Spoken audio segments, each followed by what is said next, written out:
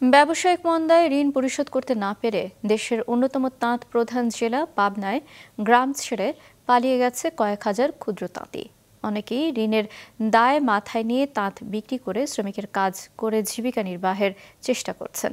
কেউ কেউ বদলে ফেলেছেন বাপদাদার পেশা। রাতুল ইসলাম সুমনের ক্যামেরায় উৎপল মির্জার রিপোর্ট। পাবনার সাথিয়া তাঁত প্রধান পিপুলিয়া গ্রামের তাঁত শ্রমিক অলেদা খাতুন নিজেদের তাঁত কারখানা থাকলেও ব্যবসায়িক মন্দা আর ধার দেনায় তা বন্ধ হয়ে গেছে অনেক আগেই। ক্যান্সারে স্বামীর মৃত্যুর পর এখনও টেনে বেড়াচ্ছেন তাঁত বোর্ডের ঋণের ঘানি। তার মতোই অবস্থা আরও অনেক শ্রমিকের। স্বামী ক্যান্সারে মারা গেছে, আমি এখন লোন লিছি, এতদিন টানিছি, এখন টানতে পারতেছি না। ঋণগ্রস্ত বেচা কেনা করি, এখন আমার বাড়ি ঘরও নাই।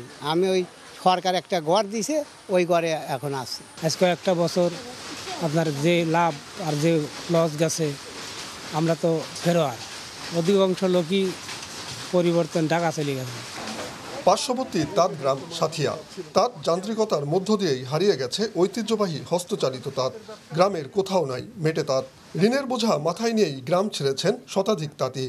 সাথিয়া গ্রামে সবাই তাঁতি ধরেন ঋণগ্রস্ত হওয়ার কারণে সবাই তাঁত খুঁটি বেচিয়ে ঋণ হয়, রাতের অন্ধকারে সবাই পলাতো। 12 আনা ফেরোয়ার আছে, ঠিক আছে, 12 আনা বেশি সারা কমলায়। এই বাইরে এই এলাকা জানে কিরকম কেবা আসলে জবরব।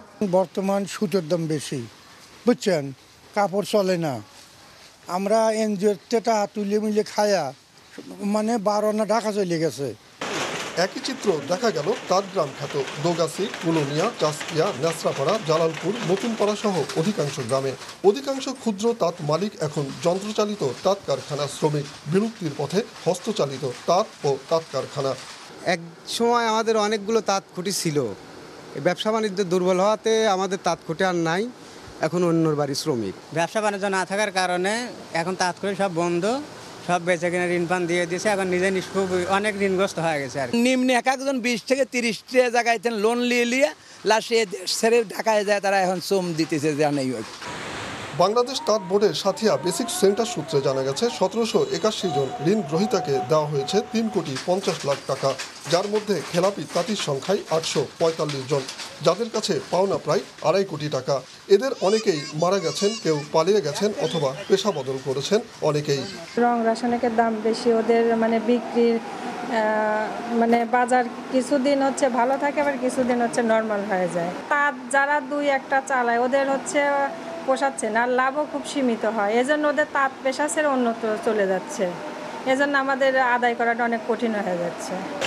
শুধু তাঁত বোর্ডই নয়, ব্যবসা না থাকলেও অনেক ক্ষুদ্র তাঁতি বিভিন্ন এনজিও, মহাজনী ও বাণিজ্যিক ব্যাংকের বিশাল ঋণের বোঝা নিয়ে পালিয়ে গেছে গ্রাম ছেড়ে। উৎপল মির্জা, মাছরাঙা সংবাদ, পাবনা।